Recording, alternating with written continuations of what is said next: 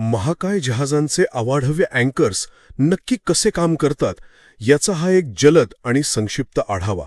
तब्बल 20,000 किलोचे हे अँकर्स चालत्या जहाजाला ब्रेक लावत नाहीत, तर ते जहाजाला कसं स्थिर ठेवतात आणि तळाशी अडकल्यास नेमकं काय होतं हे आपण समजून घेणार आहोत.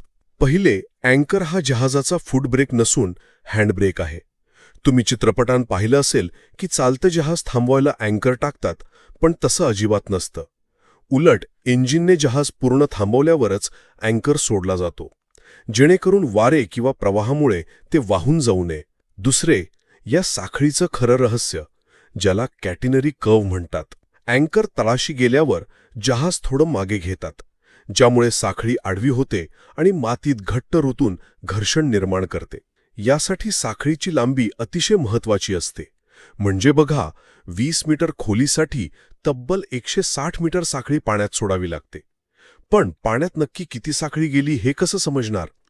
तर साखळीवर रंगवलेल्या लाल आणि पांढऱ्या सूट लिंक्सवरून क्रूला याचा अचूक अंदाज येतो.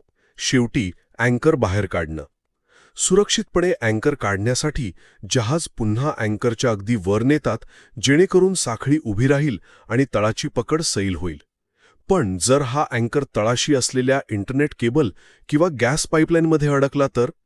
अशावेळी आंतरराष्ट्रीय नियमानुसार जास्त ओढाटा न करता अँकर तिथेच सोडून द्यावा लागतो आणि रिकव्हरी टीमसाठी फक्त लोकेशन नोंदवलं जातं. थोडक्यात सांगायचं तर, जहाजाचं नियंत्रण हे केवळ अँकरच्या वजनावर नाही, तर साखळीची अचूक लांबी आणि घर्षणाच्या विज्ञानावर अवलंबून असतं.